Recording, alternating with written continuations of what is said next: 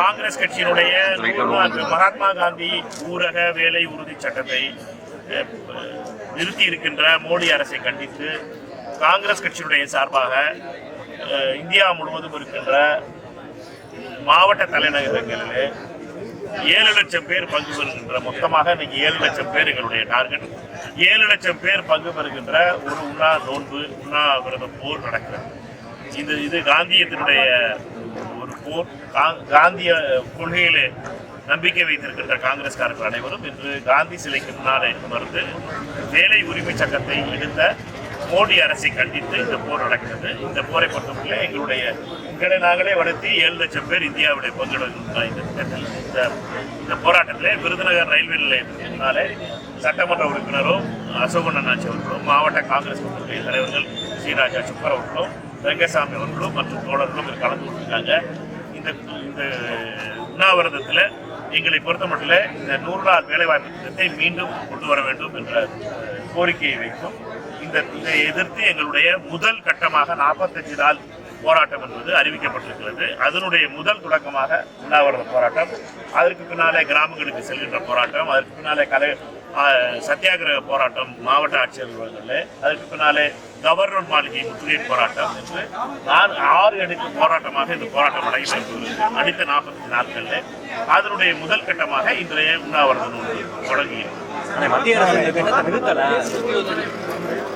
பெயர் மாற்ற சட்டத்தை போராட்டம் கண்டு ஒதுக்க மாட்டாங்க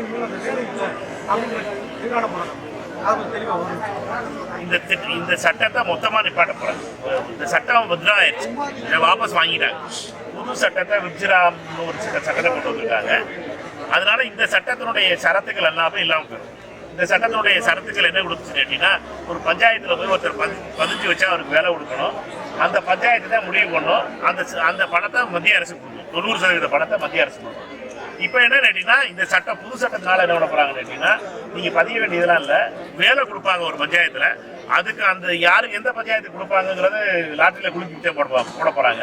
40% மாநில அரசு கொடுக்கணும், 60% மத்திய அரசு கொடுக்கணும். அதுக்கு 40% மத்திய அரசுக்கு மாநில அரசு பணம் இல்லைன்னா அந்த பஞ்சாயத்தில் வேலை நடக்காது. இந்த வேலை கேட்டு 15 நாள் நம்ம அப்ளை பண்ணி வேலை கொடுக்கல அப்படின்னா அவங்களுக்கு வந்து சைபண்ட் மாதிரி கொடுக்கணும் அப்படின்னு இந்த சட்டத்தில் இருக்கு. இதெல்லாம் அல்வா கொடுக்குற வேலை. இது அல்வா கொடுக்குற வேலை. ஏன்னா நிதி இல்லாமல் எங்கேயும் சைபண்ட் கொடுக்குறது நீங்கள் பார்ப்போம்ல.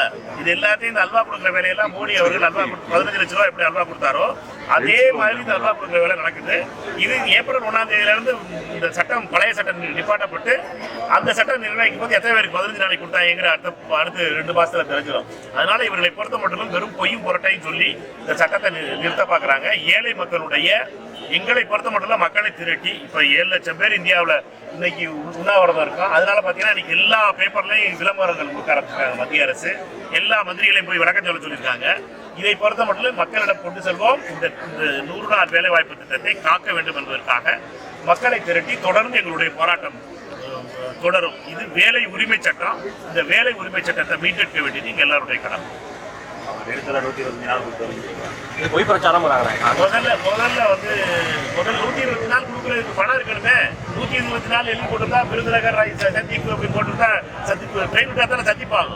அது மாதிரி தான் 120 நாள் எழுதி போட்டுருந்தா வரப்போறது இல்லையே. பணம் கொடுக்கணுமே. 60% பணம் தான் கொடுப்போம். 40% மத்திய அரசு மாநில அரசு கொடுக்கணும்னா இங்கிருந்து மாநில அரசு கொடுக்க போகுது. மாநில அரசு பணம் இல்லைன்னா என்ன பண்ண போறாங்க? இதுக்கு என்ன பிரச்சனை கேட்டீங்கன்னா, இவர்களை பொறுத்த மட்டும் விளம்பரம் வெறும் வாய்ச்சாலத்திலே இந்த அரசு தன்னுடைய பொருளை போக்குது. இந்த திட்டத்தை எதிர்த்து விருதுநகர்ல இன்றைக்கு போராட்டம் போயிருக்கு. காங்கிரஸ் கூட்டணி ஆட்சியில் கொடுத்த நிதியை விட இந்த திட்டத்தில் இந்த பிஜேபி கூட்டணி அதிக நிதி ஒதுக்கி இருக்கு. அதே மாதிரி சொத்துக்கள் எல்லாம் வந்து பாதுகாக்கப்படுற மாதிரி இந்த சட்டத்தில் நிறைய சரத்துகள் இருக்கு. வெறும் குளத்தை மட்டுமே தோண்டி அதை மூடுறது தோன்றது இந்த மாதிரி தான் நிறைய நடந்துகிட்டு இருக்கு. இது கான்ட்ராக்டர்களுக்காக நாங்க சொல்றது ஏழைவாழைக்கு வேலை கொடுக்குறது, பாஜக சொல்றது கான்ட்ராக்டர்களுக்கு வேலை கொடுக்குறது. கான்ட்ராக்டர்களுக்கு வேலை கொடுத்தீங்கன்னா கமிஷன் கிடைக்கும்.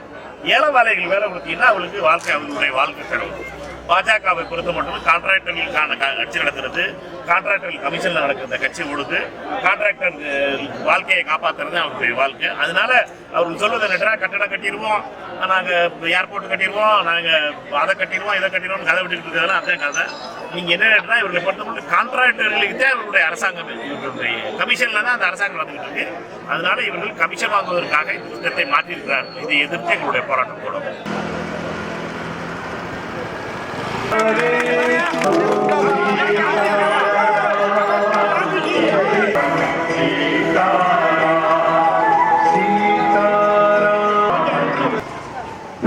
அதனால நம்ம எல்லாரும் உண்ணாவிரதம் இருக்கும்போது அவங்க பொங்கல் வைக்கிற திமிர பத்தியில இதுதான் அவங்களுடைய வக்கர புத்திங்கிறது, பிஜேபி காரங்களோட வக்கர புத்தி.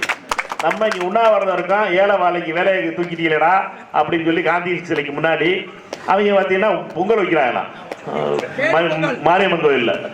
அதனால பையன் நல்லபடியா இருக்கட்டும், மக்கள் பார்த்துக்கிட்டு இருக்காங்க. இந்த ஆணவத்தை மக்கள் வீழ்த்துவார்கள், இந்த ஆணவத்தை அகங்காரத்தை மக்கள் வீழ்த்துவார்கள் என்ற நம்பிக்கை எனக்கு முழுமையா இருக்கு. அவர்களை பொறுத்த மட்டும் அது ஒரு சினிமா படமா இருக்கட்டும் அல்லது வேலை வாய்ப்பா இருக்கட்டும், மோடிக்கும் அமித்ஷாவுக்கும் உள்ள திமிரு ஏழைகளை சாமானிய மக்களையும் தொடர்ந்து அவமானப்படுத்துகின்ற திமிருக்கு தமிழகத்திலே அதுவும் விருதுநகரில் சரியான பாடம் கிடைக்குங்கிற நம்பிக்கை எனக்கு முழுமையாக இருக்கிறது. நம்மை பொறுத்த மட்டும் இந்த திட்டத்தினுடைய மிக முக்கியமான கம்பேரிசன் நீங்க சொன்னோம்னா, இது வந்து ஒரு உரிமை, வேலை உரிமை, சோனியா காந்தி அம்மையாரால் கொண்டு வரப்பட்ட திட்டம். அன்னை சோனியா காந்தி அவர்களுக்கு ரொம்பவும் பிடித்த திட்டம். அவரை பொறுத்த மட்டும் இந்த திட்டம் ஏழை ஒழிப்பு, இந்தியாவில் ஏழைகளை ஒழிப்பதற்காகவும், ஏழைகளை ஒழிப்பதில்லை ஏழ்மை ஒழிப்பதற்காகவும், அதே நேரத்தில் ஏழ்மையில் இருக்கிறவர்களுக்கு அவர்களுக்கு வாய்ப்பளி, அவர்களுக்கு வேலை கொடுத்து அவர்களுக்கு மரியாதையாக சம்பளம் கொடுக்கிற ஒரு அருமையான திட்டம் என்பதாலும் சோனியா காந்தி அம்மையாருடைய மிகவும் நெருக்கமான திட்டமாக பார்க்கப்பட்டது. இந்த திட்டத்தை சோனியா காந்தி அம்மையார் அவமானப்படுத்துவதற்காக மோடி தொடர்ந்து இந்த திட்டத்துக்கு நிதி கொடுப்பதை குறைத்தார். இப்பொழுது இந்த திட்டத்தினை பொறுத்த மட்டும் தொடர்ந்து இந்த திட்டத்தை நிறுத்துவதற்காக முயற்சி நடந்தது. இப்பொழுது நிறுத்துவதற்காக 31ஆம் தேதி மார்ச் 31ஆம் தேதியோட இந்த திட்டம் நிறுவ இருப்பார். இந்த வருஷம் மார்ச் 31ஆம் தேதியோட இதுக்கு நிதி கொடுக்க மாட்டாங்க.